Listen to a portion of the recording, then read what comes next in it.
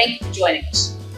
This is Buta Biberaj, Get the Tea with Buta. Today I have the honor and privilege of being actually the interviewee, and my interviewer is Trey.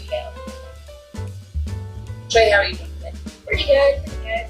Excellent. I'm just going to ask you a couple of questions just so you can introduce yourself. Cool. I'm 4th grade student. Just Where? got to FLE? Yep. Might have to talk about FLE. No. Okay, no? It's been less than 30 minutes since I learned about computer games. It's tough already? How's it? That's supposed to be. How are you? Well, the coolest thing is this: you will survive it. Right? Oh, yeah. Yes, you will. You know why I know you can survive it? Yeah. Because you have people at home who support you through it, and also people in school, right? Yeah, you're not doing this by yourself, right? Excellent. So, we're going to talk a little bit today because your mom and I were talking about you having some questions. So what I want to do is make myself available and answer your questions. I have one question mainly. Go ahead. How did you and Mom meet? So the interesting thing is we met through a mutual friend of ours, Lisa Jones. So we were putting together some people who do great things in the community. That Lisa Jones? Let's see if you talk about it. Yep, that Lisa Jones. Is she the only Lisa Jones here? You're correct. She is the only Lisa Jones here. And by people like do great, are you talking about one Sparrow? Yep, I It's am. not a CEO, I think you should know this. What should I know? I said I'm just going to buy CEO. I think I should know about my mom's number one company. Yep, you should. Yeah. But that's how I got to meet your mom. And another, because like my mom always had this mysterious way of making the oddest contacts. Like one day she has some smooth contacts. Everything makes sense. Couple relatives, couple friends, couple coworkers. Next day, it's any regular like Saturday. Out of slamming nowhere, my mom comes out with, "Hello, you're going into an interview with the Commonwealth Attorney of Loudoun County." Is that crazy? And it's just now that I learned about this. So, if you only understand this kind of scenario if you've been in my household for more than 3 years or so, but here's the thing. In my household, you hear everything that's going on. Yeah. Mainly, for one reason, if you're in the upstairs, there is no proper walling between the buildings. Wait a second. Does that mean you're eavesdropping?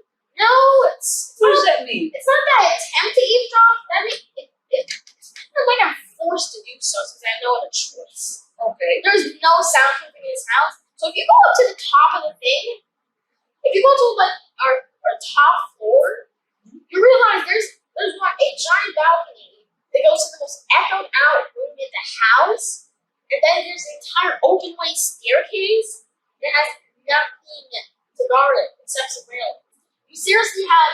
It's not like you want to eavesdrop on the people. It's that you don't have other choice to. Have you ever told us your parents? They've actually known this for like 9 years since they're the ones who bought this house. Okay. So whatever they talk about, you hear everything? Not everything, but here's another thing. They have very open vents in my house. So here's the thing.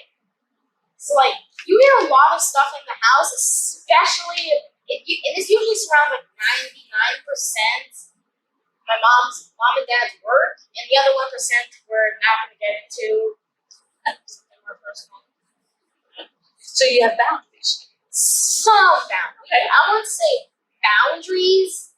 Like it's like a thin piece of paper. But instead of taking that paper down with a piece of paper, use a bullet. Okay. Like the boundaries in our house are like a piece of paper. Instead of breaking the boundaries, we don't break these boundaries with scissors. We break these boundaries with rocks. Alright, seriously. And I usually hear a lot of this stuff that's going on. Like, one day you hear about the coworkers that are always trash because, they're trash. And then, other day you hear about hear about the business meetings. Other days, it's honestly something fairly well-rounded that goes on every day. But never in the 3 years I've been living in this building have I heard that my mom knows the Commonwealth Attorney of Loudoun. Do you know what a Commonwealth Attorney is? It's basically a lawyer for the entire town or country. For the county, yep. Do you know what the lawyer does, or like what types of cases? Not exactly. Can I share with you? Yeah. All right. So I would be like the chief prosecutor. So if somebody violates the law, I would be the person who runs the department and makes the decision as to what we should do to hold somebody accountable for their decisions. Every time I hear about this kind of like stuff, I haven't realized that the way I put it, it actually really stands out. But now we realize it's an entire occupation to make sure that someone gets behind bars. That's usually what people think about when they think about prosecutors. We're trying to change that, so that's not the automatic result. Like that's like for the past for most years, the way you put prosecutor is a person with occupation that's main purpose is to try and get someone in the hands of the bad side of the law. When you think about it, it kind of tells something about our way of justice. That would make an entire role of the court to make sure that someone gets into jail. So that will make you think of it that way. Mainly because that's what it is. There's three sides: the defendant, the lawyer, and the prosecutor. The defendant is the one who's been accused of the law. A lawyer tries to protect him, and a prosecutor tries to go against the lawyer, aka the guardian of this man. So can I add another role player there? Yeah. The judge. Yes, that is true. Right. So that would be the third in that triangle. Would be in the fourth. Well, the lawyer and the defendant, the accused, are one team. The prosecutor is usually another team, and then the judge is another part of that process. Right. Okay. But your point is very well made, where the system comes across as if the whole purpose is to try to lock somebody up. And what we are trying to do nowadays is really do things differently, so that we can help the person if they made some bad decisions because of mental health or drugs or how they were brought up, that we can help them not have to go to jail and have to make them successful in the community. You realize you have to soft tone words like drugs around like that. You can't just easily speak up about that stuff. Yeah, and I didn't need to soft tone it. I just was, I didn't want to yell at you that. I know, I'm a tiny little child, and usually hearing an adult say that kind of stuff to a kid is a bit odd, but there's a thing in my family that constantly goes around that I have the mental age of a 50-year-old. Since then, my parents don't usually go easy around me with such shabs and words like drugs and other stuff. Right. And so you and I are going to be a good balance. Probably one of the reasons why I'm FLE at this age. Yeah. So I am older than you are, but my maturity age is about your age too. So that's a good balance. So you're more mature than I am, and I am just older than you are. It's only a mental age, not a maturity age. Fair enough. So speaking of some cases of court, I think the dumbest law that's actually been accepted into court is that the fact that a person can defend themselves. Why is that the dumbest law? Let's say you have an even job, you have an even office job, and you've been accused of, I don't know, tax evasion. Maybe some drugs. Maybe you've been doing a bit too much of green stuff, and since you can't afford a lawyer, you have to defend yourself. This is a person that has no experience in proper law evasion, and going against a well-trained professional that goes through years of practice in their job, especially as a specific role in the prosecutor. So can I speak to that before we start with your questions? Yeah. We're going to cut that interruption out of the video. You know that, right?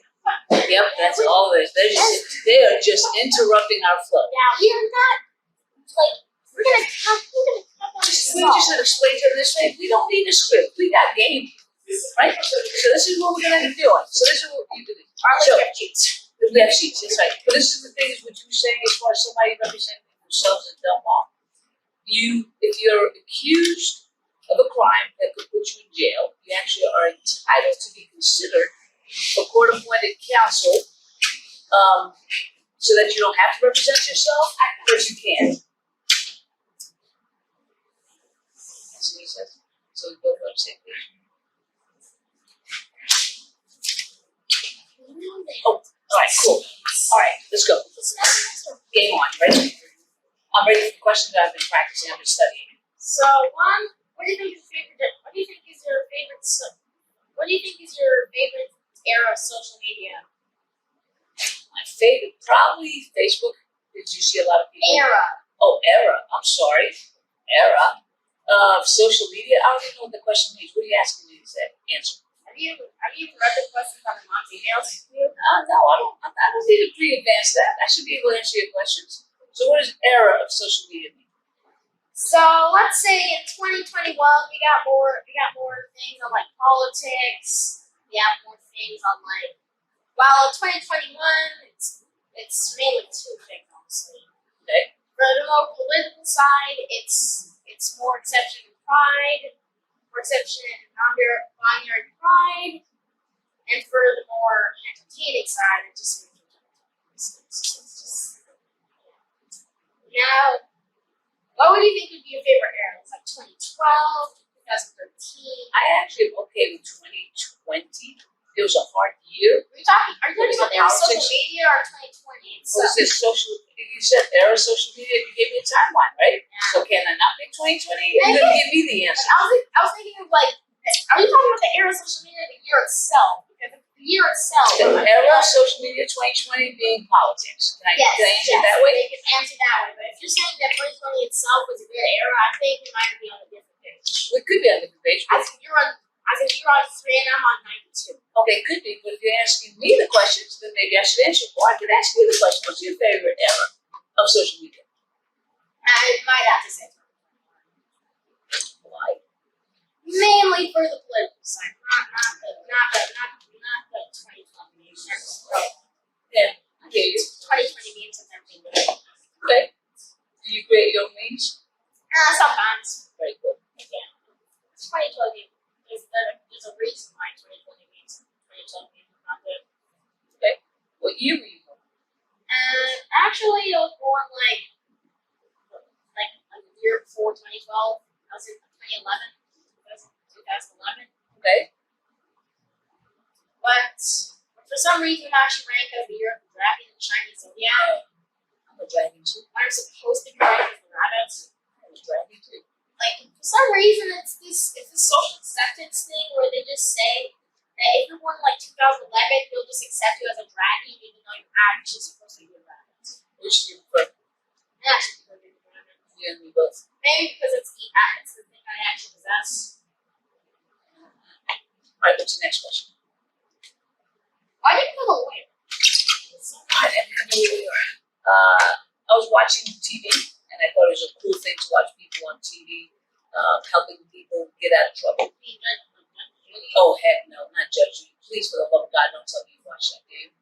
No! Thank gosh. I thought I was going to have to end the conversation right now. It's like, oh my goodness, I can't judge you. Third time these people here stereotype me as an animal that watches Judge Judy. I'll throw this chair to the roof if someone says that. Well, I was hoping you weren't watching Judge Judy because I don't like it. She's just nasty to people. She's mean, and I don't like that. But I was watching TV shows where boys were helping people, and I really like that idea. So yeah, what do you want to be when you grow up? I'm still not very sure on that. That's okay, right? You don't have to make that decision today, do you? Yeah. Next one. What do you think about eco-politics? And before you answer this question, not economics. We are not getting into economic the year right after 2020. Okay, so would that be like ecology?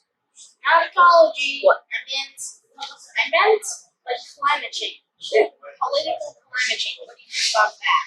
I think that's one of the most important things that we're dealing with right now in society. Like we're not getting into politics. We're not getting into economics. No, that's okay. Might as well make this a video. I know it'll be a long show. Yeah. So what do you think about? Honestly, I feel like I know how people are handling this. It's not the right ways. What does that mean? So it's the same way they're doing it with some pride things. They're getting a good message out. Just the worst way possible. What? Because they're trying to show that some people with non-binary genders are people as well. But they're showing this in ways that just don't say.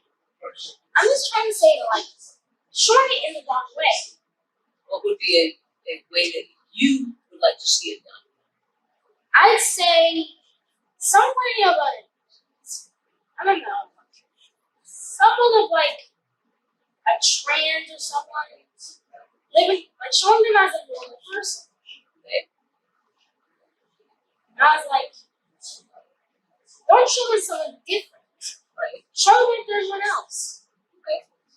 Do you think that would be less stressful to see and discuss? Yeah. Okay. So does that weigh heavy on you?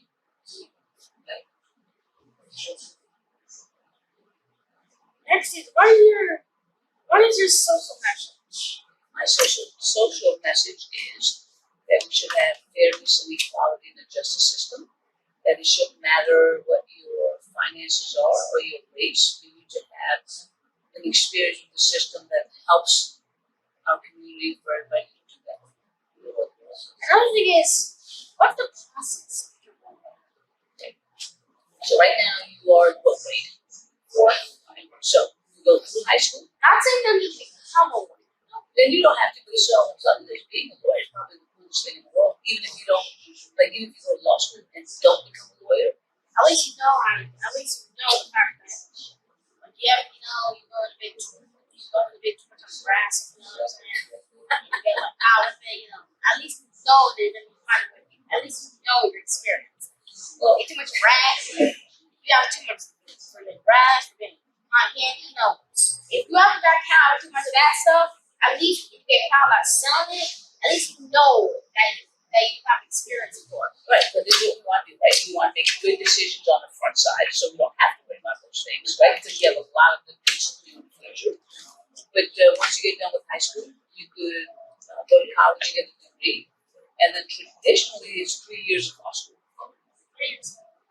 And then after you go to law school, you take a test at the state where you want to practice law. If you pass the test, then you get a license. So when I was like 8-ish, like I was about to get to 9, I was watching this show, and one of the main characters was supposedly was canonically a lawyer today in law school. Okay. And there was one specific quote that always struck me curious if this was the real thing. And that is that every contract had a loophole. And I've been believing that for a while. What show is this?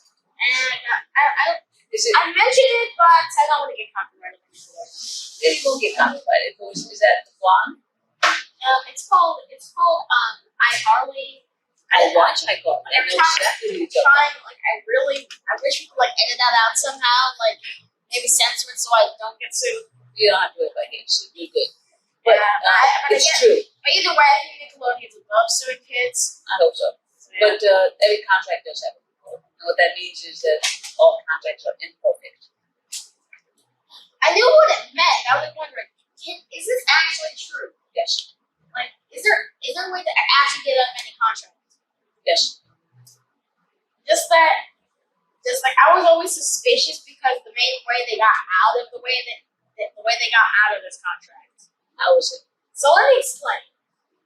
So as you know, you probably know this, iCarly has a web show and she just got sponsored by I think you might have seen this episode because it's one of the mainstream episodes that's been like live and is on multiple streaming networks. And I'm trying to make this as like discreet as possible, so again I don't get sued.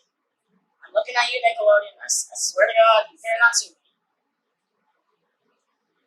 So it's when Carly and Sam get an offer to something called tax. Honestly, from now on, anything that might get me copyrighted, I'm just going to whisper. Nobody whisper, just say it. Like this company called Techfoots. It's supposed to be like a mixture of Nikes and an Apple. Okay. And it's supposed to be a high-tech shoe that has a speedometer, warming, and can track steps. And also has Wi-Fi somehow. Like, how do you put Wi-Fi in a shoe? My only one question is, why would you use Wi-Fi in a shoe? Whoever just like, imagine this being a scenario. You actually have a new computer. You need to hook it up to Wi-Fi. And you take your pair of Nikes and literally hook your Mac, like your new Mac, to Or it could be like a tracker, like an athletic tracker, which automatically gives you like a watch, a phone, a shoe. You know what? Like, what time? Like, I bet Nickelodeon screenwriters are like, hey guys, you never know that feeling where like you just like have nothing to hook your Wi-Fi to, but you just happen to have shoes that have Wi-Fi on them, and like, you know what? Next I call it, here we go. There you go. Serious. What were they thinking? It's a matter of thinking. And That's what the whole thing is about, right? And here's the thing. They go to school wearing the new shoes after saying that it was such a great product. But apparently, it was such. You know that Cleaver reference that I made a couple minutes ago? Yep. About meat? Yeah, like here's the way this is not me whatsoever, since again I'm a 9-year-old that can't use natural cleaver. But here's how the thing goes. I want my meat cut, as in I want my stuff done the way I could have it. Mm-hmm. And I have a cleaver that can let me do the job, but it's the worst way possible. It's like I'm cutting my meat, but with a handful of spikes. So I can get my job done, but in the end, the process wasn't worth it. But with the shoes, what was the purpose of it having Wi-Fi? Because it could be hooked up to any so-called device. And at school, let's just say, you might as well just stick with your name because you're playing on Nikes or Yeezys. So, one thing, if that thing gets wet, say bye-bye to your feet. You get burned? You're going to know what Steve Hawking feels like in 3 seconds.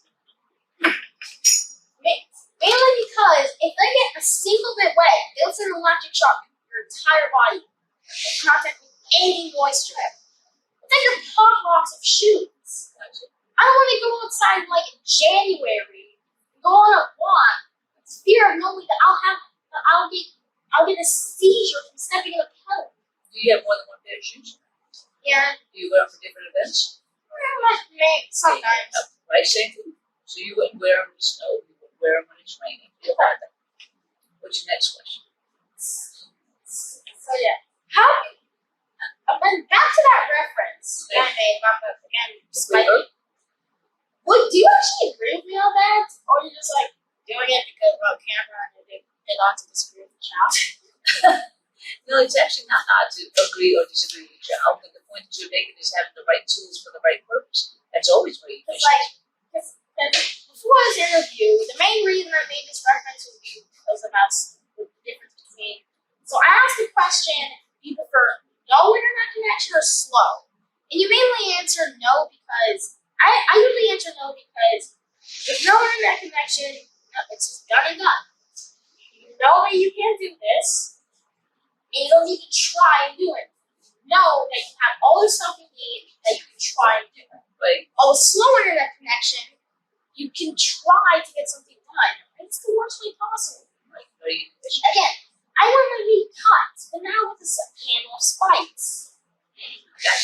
So, again, I like my result as gratifying as I want my result to have the same gratification as the process it took to do so. That's the experience, right? So the experience, I want my experience to be painful, and my result to be plain. I want to have a gratifying result. And the only way I'll actually accept a painful process is with a gratifying result. Sure, it's worth it, right? Like a climbing mountain. It's like climbing a mountain. But it's like the ability to do something, but the only way you can do it is the only time you can do it is when nobody can know about it. Yeah, like you said you just wait for the success. Like you want to know people. Have you ever you want people to know that you can do this? Like let's say you're an artist, but no one can know about it that you can do this. Right. Now you're not even like no one can see it. That's basically what it's like. Okay. So this is what we're being asked. Is if you want to pick another 2, maybe 3 questions we could ask. This one just came out of balance me. One of the things that just like pop out of the wall. Okay. And it's what would be your favorite food? Again, Favorite food? Again, this is just one of the honestly this popped out of the wall in food right now. I literally just thought of it sometimes. So it's on the bag. Okay, my favorite food, buffalo chicken wings. What's yours? I never thought an interview could be this relatable. What's your favorite food? Buffalo wings, maybe paninis. I make it every couple of days. So. Do you? My second one would be pizza. Yeah. I never knew this could be so good. Excellent. No, you want something every day. Yes, you do. Or every 40 minutes. Or every 40 minutes of review. Do you have other questions you also want to ask? I think we went through all of them, actually. Oh, I have one last thing. Okay. What would be your daily routine? Daily routine. All right, so I get up about 6. I'm in the office by about 7. By the time you're in the office, I just woke up. You mean you hit snooze how many times? Oh, I actually wake up at 7. You don't hit snooze? No, I actually, it's like that I decide to snooze, my body doesn't wake up. Yeah, I wake up and I try to get on my bed, but I look back down. Yep. My body's not ready to get up before the sun is actually out. Well, nowadays the sun's up at 5, so you can get up at 5:05. Yeah, but it would still be a bit of a pain. That's true. Especially because if I wake up at 6 or like, I actually prefer to wake up at 8 because I go to class at like 9. So I do online school. That's the main reason I ask this internet question because it's one that pays me every day. Well, hopefully they were improving with the connectivity, right? Oh no.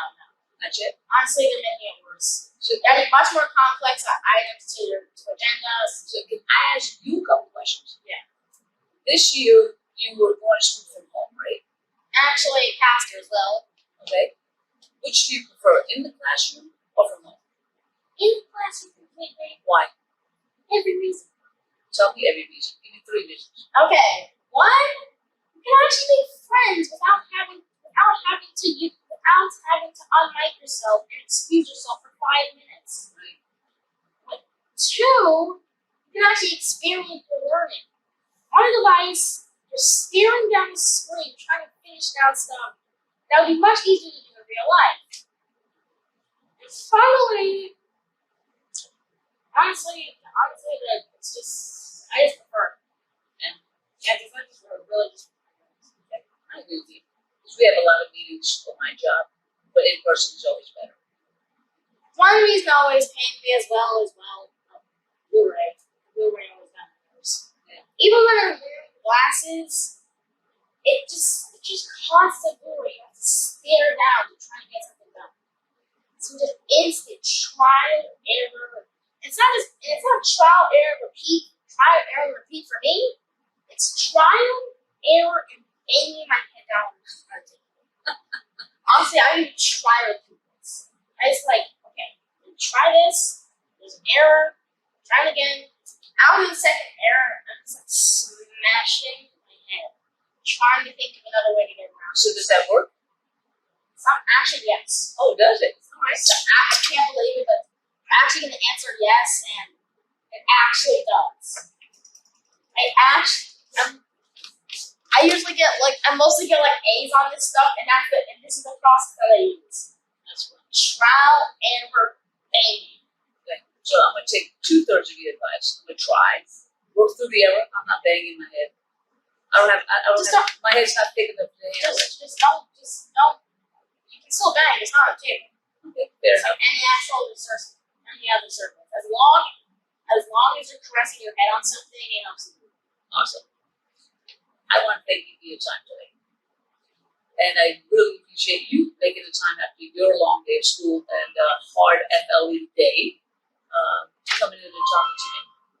All right? If you ever want to come back and be on our show or give us some ideas, please let us know. Okay. All right? You want to say anything to our audience? Good night, folks. Good night, folks. That almost sounded like Bugs Bunny. That's all, folks. Thank you very much for joining us today, and I want to thank Trey Carroll for allowing us to have this conversation to see what's on his mind. Until next time, have a great week. Thank you.